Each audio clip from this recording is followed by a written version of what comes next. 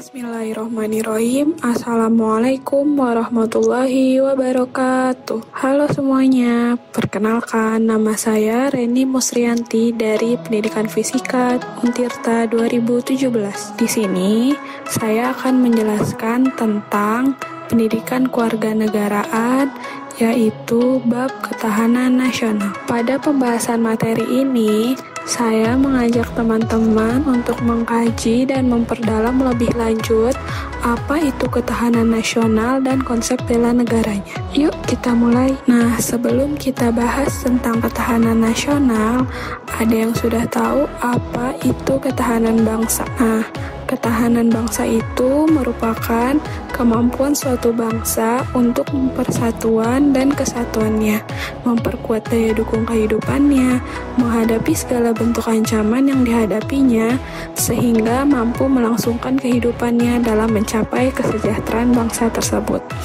Nah, ketahanan nasional ini merupakan konsep dari suatu negara Indonesia yang dibutuhkan untuk memperkuat kemampuan bangsanya. Nah, balik lagi nih ke pertanyaan tadi, apa itu ketahanan nasional?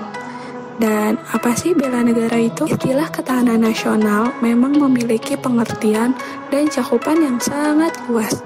Sejak diperkenalkan oleh Lemhanas atau Lembaga Pertahanan Nasional Republik Indonesia, sangat banyak perkembangan dan dinamika dari ketahanan nasional sampai sekarang. Secara etimologi, ketahanan berasal dari kata tahan, yang berarti tabah, kuat, dapat menguasai diri, gigih, dan tidak mengenal menyerah. Nah, kata nasionalnya berasal dari kata nation, yang berarti bangsa, sebagai pengertian politik. Jadi, ketahanan nasional secara etimologi dapat diartikan sebagai mampu, kuat, dan tangguh dari sebuah bangsa dalam pengertian politik. Nah, bagaimana dengan pengertian dari ketahanan nasional secara terminologi?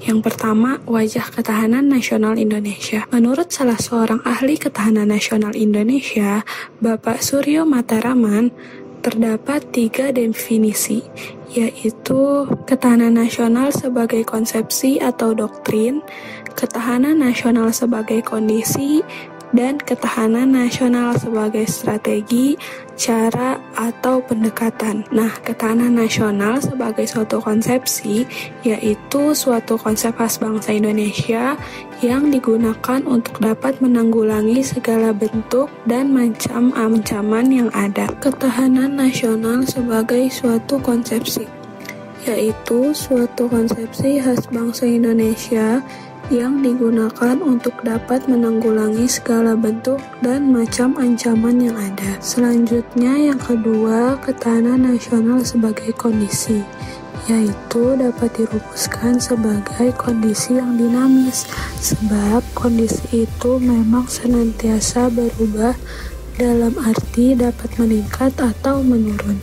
Jadi, kondisi itu tidak bersifat statis. Selanjutnya, yang terakhir, ada ketahanan nasional sebagai strategi. Ketahanan nasional yang berarti mengikutsertakan segala aspek alamiah dan sosial guna diperhitungkan dalam menanggulangi ancaman yang ada. Nah, dari 3 wajah ketahanan nasional tersebut berkembang dan terumuskan dalam dokumen kenegaraan, seperti pada garis-garis besar haluan negara atau GBHN.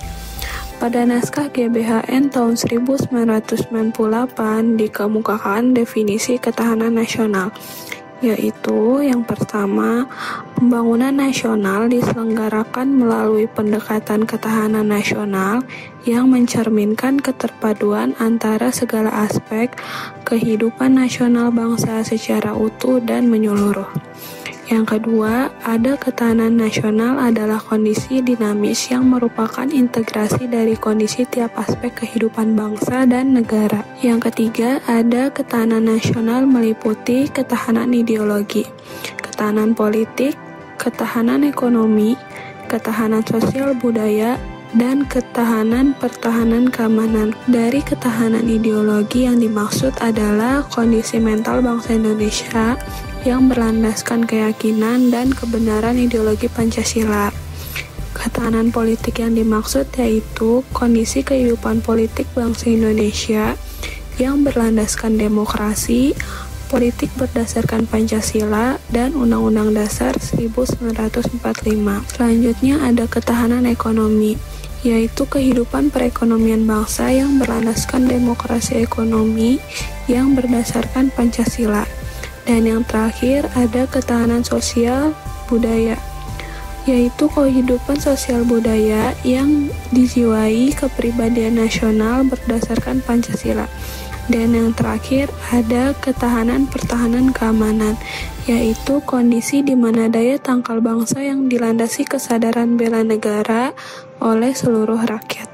Lalu ada pengertian 3 wajah dari ketahanan nasional menurut Basri, yaitu yang pertama ada sebagai kondisi, sebagai doktrin, dan sebagai metode. Ketahanan nasional sebagai kondisi adalah sesuai dengan rumusan ketahanan nasional pada umumnya. Nah, ketahanan nasional sebagai doktrin berisi pengaturan penyelenggaraan keamanan dan kesejahteraan dalam kehidupan nasional. Lalu ketahanan nasional sebagai metode yaitu pendekatan pemecahan masalah yang bersifat integral, komprehensif, menggunakan ajaran Astra Gatra. Yang kedua ada dimensi dan ketahanan nasional berlapis.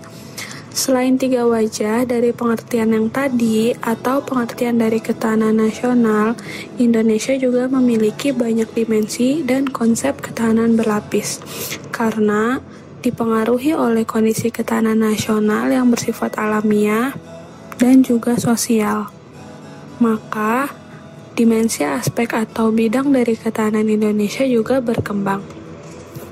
Selanjutnya, konsep ketahanan nasional berlapis, yaitu ketahanan nasional sebagai kondisi yang kokoh dan tangguh dari sebuah bangsa. Tentu tidak terwujud jika tidak dimulai dari ketahanan pada lapisan-lapisan di bawahnya. Seperti yang pertama, ketahanan diri, lalu didukung oleh ketahanan keluarga, didukung lagi oleh ketahanan wilayah, lalu ketahanan regional, baru yang terakhir ketahanan nasional. Yang ketiga, bela negara sebagai upaya mewujudkan ketahanan nasional. Dalam Undang-Undang Nomor 3 Tahun 2002 tentang Pertahanan Negara Pasal 9 Ayat 1 disebutkan bahwa setiap warga negara berhak dan wajib ikut serta dalam upaya bela negara yang diwujudkan dalam penyelenggaraan pertahanan negara. Nah, dalam undang-undang ini bisa dinyatakan bahwa upaya bela negara harus dengan sikap dan perilaku warga negara yang dijiwai oleh kecintaannya kepada Negara Kesatuan Republik Indonesia yang berdasarkan Pancasila dan Undang-Undang Dasar 1945 dalam menjamin kelangsungan hidup bangsa dan negara. Selain untuk kewajiban dasar sebagai manusia, ketahanan nasional dari bela negara juga merupakan kehormatan bagi setiap warga negara yang dilaksanakan dengan penuh kesadaran, tanggung jawab, dan rela berkorban dalam pengabdian kepada negara dan bangsanya. Selanjutnya yaitu menanya alasan mengapa diperlukan ketahanan nasional dan bela negara. Kalian ingat tentang negara Yugoslavia? Iya, negara itu sekarang sudah tidak ada lagi atau bisa dibilang tinggal kenangan. Wilayah itu kini sudah terpecah dalam banyak negara baru seperti Bosnia, Kroasia, Serbia, Makedonia, dan Montenegro. Nah, Yugoslavia dikenal sebagai negara republik terbesar semenanjung Balakan yang merdeka pada tahun 1945. Apa sih yang menyebabkan kehancuran dari negara Yugoslavia? Jawabannya sangat sederhana, yaitu karena tidak kuat lagi tingkat ketahanan nasional negara Yugoslavia, terutama dari segi ketahanan aspek ideologi. Nah, dalam lingkup kita pun sudah ditemukan bahwa terjadi juga ketika tragedi pada tahun 1997 atau 1998. Ketahanan ekonomi Indonesia tidak kuat lagi dalam menghadapi ancaman krisis moneter yang berlanjut pada krisis politik. Sebagaimana yang sudah dijelaskan bahwa ketahanan nasional memiliki banyak dimensi atau aspek, serta adanya ketahanan nasional yang berlapis. Selanjutnya, menggali sumber historis, sosiologis, politik tentang ketahanan nasional dan bela negara. Secara historis, terdapat 3 perkembangan konsepsi ketahanan nasional, yaitu yang pertama, ketahanan nasional konsepsi 1968, yang kedua, ketahanan nasional konsepsi 1969, dan yang ketiga, ketahanan nasional konsepsi 1972. Gagasan tentang ketahanan nasional bermula pada awal 1960-an di kalangan militer, Angkatan Darat di SSKAD yang sekarang bernama Sesquad. Masa itu sedang meluasnya pengaruh komunisme yang berasal dari Uni Soviet dan Cina. Pengaruh komunisme juga berlanjut sampai kawasan Indochina, sehingga satu persatu kawasan Indochina menjadi negara komunis seperti Laos, Vietnam, dan Kamboja. Lalu, sejarah keberhasilan bangsa Indonesia menangkal ancaman komunis tersebut menginspirasi para petinggi negara. Mengapa bangsa Indonesia tetap mampu bertahan menghadapi serbuan ideologi komunis, padahal negara-negara lain banyak yang berguguran? Jawabannya sangat sederhana, yaitu karena bangsa Indonesia memiliki ketahanan nasional, khususnya pada aspek ideologi. Nah, dari situlah dibutuhkan ketahanan nasional sebagai sebuah bangsa. Nah, selanjutnya, pada tahun 1968, pemikiran di lingkungan SSKAD tersebut dilanjutkan oleh Lemhanas atau Lembaga Pertahanan Nasional dengan dimunculkan istilah kekuatan bangsa. Pada tahun 1969, ketahanan nasional yang intinya adalah keuletan dan daya tahan suatu bangsa untuk menghadapi segala ancaman. Lalu, kesadaran akan spektrum ancaman ini diperluas pada tahun 1972 menjadi ancaman, tantangan, hambatan, dan gangguan. Pada tahun 1972 dimunculkan konsepsi ketahanan nasional yang telah diperbaharui. Nah, lalu pada tahun 1973 secara resmi konsep ketahanan nasional dimasukkan ke dalam GBHN, yaitu TAP MPR. Nah, perkembangan selanjutnya yaitu rumusan ketahanan nasional masuk ke dalam GBHN sebagai hasil ketetapan MPR, yaitu dimulai pada GBHN 1973, 1978, 1983, 1988, 1993, sampai terakhir 1998. Rumusan GBHN sebagaimana telah dinyatakan di atas merupakan rumusan terakhir, sebab sekarang ini GBHN tidak lagi digunakan sebagai pedoman penyelenggaraan pembangunan. Nah, sekarang ini Lembaga Ketahanan Nasional atau Lemhanas RI sebagai lembaga negara yang mengembangkan konsep ketahanan nasional Indonesia, yang sudah membuat badan khusus yang bertugas mengukur tingkat ketahanan Indonesia. Badan ini dinamakan Laboratorium Pengukuran Ketahanan Nasional sebagai bagian dari Lemhanas RI. Oh iya, ada satu yang ketinggalan nih. Nah, setelah menjadi sebuah GBHN, terdapat perkembangan yaitu menjadi berubah bernamakan Rencana Pembangunan Jangka Menengah Nasional atau RPJMN, yang sebelumnya yaitu Garis Besar Haluan Negara, lalu baru berubah menjadi Lemhanas atau Lembaga Pertahanan Nasional. Yang selanjutnya ada membangun argumen tentang dinamika dan tentang ketahanan nasional dan bela negara. Kehidupan berbangsa juga mengalami perubahan, perkembangan, dan dinamika yang terus-menerus. Ketahanan nasional Indonesia akan selalu menghadapi aneka tantangan dan ancaman yang terus berubah. Nah, ketahanan nasional sebagai kondisi salah satu wajah TANAS atau ketahanan nasional yang akan selalu menunjukkan dinamika sejalan dengan keadaan atau objektif yang ada di masyarakat kita. Sebagai kondisi, gambaran TANAS bisa berubah-ubah, kadang tinggi dan kadang rendah. Selanjutnya, mendeskripsikan esensi dan urgensi ketahanan nasional dan bela negara. Yang pertama yaitu esensi dan urgensi ketahanan nasional. Nah, sudah dijelaskan kan sebelumnya ada 3 cara pandang dalam melihat ketahanan nasional. Ketiganya menghasilkan 3 wajah ketahanan nasional, yaitu ketahanan nasional sebagai konsepsi, kondisi, dan juga konsepsi atau doktrin. Esensi dari ketahanan nasional pada hakikatnya adalah kemampuan yang dimiliki bangsa dan negara dalam menghadapi segala bentuk ancaman yang dewasa ini spektrumnya semakin meluas dan juga kompleks. Nah, yang menjadikan ketahanan nasional sebagai konsepsi khas bangsa Indonesia adalah pemikiran tentang 8 unsur kekuatan bangsa yang dinamakan Astagatra.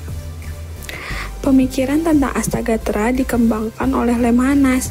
Bahkan kekuatan nasional Indonesia dipengaruhi oleh 8 unsur, terdiri dari 3 unsur alamiah dan 5 unsur sosial. Nah, unsur-unsur ketahanan nasional model Indonesia terdiri atas 8 unsur yang dinamakan Astagatra, yang terdiri dari Trigatra atau alamiah dan Pancagatra atau sosial. Nah, unsur atau gatra dalam ketahanan nasional itu yaitu terbagi dari sebagai berikut. Yang pertama, 3 aspek kehidupan alamiah, yaitu Trigatra. Terdapat gatra letak dan kedudukan geografi. Yang kedua, ada gatra keadaan dan kekayaan alam. Dan yang ketiga, ada gatra keadaan dan mampuan penduduk. Selanjutnya, kita jelasin satu-satu ya.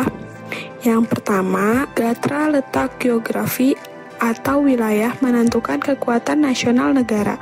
Hal yang terkait dengan wilayah negara meliputi seperti luas wilayah negara, posisi geografis, dan daya dukung wilayah negara. Nah, hal yang berkaitan dengan unsur sumber daya alam juga termasuk dalam ketahanan nasional seperti potensi sumber daya alam, kemampuan mengeksplorasi sumber daya alam, pemanfaatan sumber daya alam, dan juga kontrol atau kendali atas sumber daya alam. Selanjutnya, gatra penduduk. Gatra penduduk ini meliputi jumlah kuantitas, komposisi, persebaran, dan kualitasnya. Nah, penduduk yang produktif sering disebut sebagai SDM yang berkualitas atau sumber daya manusia yang sangat berkualitas, yang mempunyai korelasi positif dan pemanfaatan SDA serta menjaga kelestarian lingkungan hidup, baik fisik maupun sosial. Nah, selanjutnya ada 5 aspek kehidupan sosial atau Pancagatra, yaitu yang pertama ada gatra ideologi. Gatra ideologi menunjukkan pada perangkat nilai-nilai bersama yang diyakini baik untuk mempersatukan bangsa. Nah, sudah tahu kan bahwa bangsa Indonesia sangat memiliki keanekaragaman yang sangat tinggi. Nah, keanekaragaman inilah yang mempunyai peluang yang berpotensi perpecahan. Yang kedua, berpotensi sebagai kekayaan bangsa, menumbuhkan rangsa kebangsaan dan bersatu. Nah, karena adanya ideologi Pancasila, maka nilai bersama ini sangat tercermin sebagai untuk mempersatukan bangsa yang beragam ini. Selanjutnya ada gatra politik.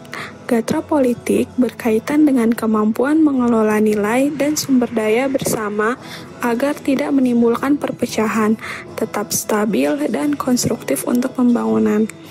Nah, dengan itu nanti gatra politik diwujudkan dalam sistem politik yang diatur menurut konstitusi negara dan dipatuhi oleh segenap elemen bangsa. Selanjutnya ada gatra ekonomi. Nah, ekonomi dijalankan oleh suatu negara yang merupakan kekuatan nasional negara yang bersangkutan, terlebih di era global sekarang ini. Ekonomi yang kuat tentu saja dapat meningkatkan ketahanan ekonomi negara yang bersangkutan. Contoh, Jepang dan Cina. setiap negara memiliki sistem ekonomi sendiri dalam rangka mendukung kekuatan ekonomi bangsanya. Selanjutnya, gatra sosial budaya atau sosbud. Nah, dalam aspek sosial budaya ini, nilai-nilai sosial budaya hanya dapat berkembang di dalam situasi aman dan damai. Tingginya nilai sosial budaya biasanya mencerminkan tingkat kesejahteraan bangsa, baik fisik maupun jiwanya. Nah, sebaliknya nih, jika keadaan sosial yang timpang dengan segala kontradiksi di dalamnya, bisa memudahkan timbulnya perpecahan atau ketegangan sosial. Nah, karena Indonesia memiliki Bhinneka Tunggal Ika, maka dijunjung tinggi pula ketahanan nasional budaya masyarakat yang relatif terjaga. Selanjutnya, yang terakhir ada gatra pertahanan keamanan negara, yaitu unsur pertahanan keamanan negara merupakan salah satu fungsi pemerintah negara. Nah, negara dapat melibatkan rakyatnya dalam upaya pertahanan negara bangsa sebagai bentuk dari hak dan kewajiban warga negara dalam membela negara. Nah, itu dia 5 aspek kehidupan sosial atau panca gatra. Yang kedua, selanjutnya ada esensi dan urgensi bela negara. Bela negara merupakan perwujudan warga negara dalam upaya mempertahankan dan meningkatkan ketahanan nasional sebagai bangsa. Nah, keikutsertaan warga negara dalam upaya menghadapi atau menanggulangi ancaman, hakikat ketahanan nasional dilakukan dalam wujud upaya bela negara. Nah, pada penjelasan sebelumnya sudah dikatakan kan bahwa bela negara mencakup pengertian bela negara secara fisik dan non-fisik. Nah, kita bahas satu-satu ya. Yang pertama, ada bela negara secara fisik. Nah, menurut Undang-Undang Nomor 3 Tahun 2002 tentang Pertahanan Negara, keikutsertaan warga negara dalam bela negara secara fisik dapat dilakukan dengan menjadi anggota Tentara Nasional Indonesia dan pelatihan dasar kemiliteran. Nah, sekarang ini pelatihan dasar kemiliteran diselenggarakan melalui program Rakyat Terlatih. Meskipun konsep rakyat terlatih dalam amanat undang-undang terdiri dari berbagai unsur seperti resimen, menwa, perlawanan rakyat (Wanra), pertahanan sipil (Hansip), mitra Babinsa, dan juga organisasi kemasyarakatan pemuda. Nah, itu adalah contoh-contoh dari bela negara secara fisik. Selanjutnya ada bela negara secara non-fisik. Nah, sudah dijelaskan kan sebelumnya bahwa bela negara tidak selalu harus berarti memanggul senjata menghadapi musuh atau bela negara yang militeristik. Maka keterlibatan warga negara dalam bela negara secara non-fisik dapat dilakukan dengan berbagai macam bentuk atau sepanjang masa dan dalam segala situasi, seperti mengikuti pendidikan, berdemokrasi, pengabdian yang tulus dengan mencintai lingkungan, berkarya nyata, berperan aktif, dan juga membayar pajak. Nah, itu dia penjelasan tentang materi dari ketahanan nasional. Sekian penjelasan dari saya, Reni Musrianti dari Pendidikan Fisika Untirta 2017. Kurang lebihnya mohon maaf. Wassalamualaikum warahmatullahi wabarakatuh. See you in the next video. Jangan lupa di like, di subscribe, give me a thumbs up, and I'll see you guys in the next video. Goodbye.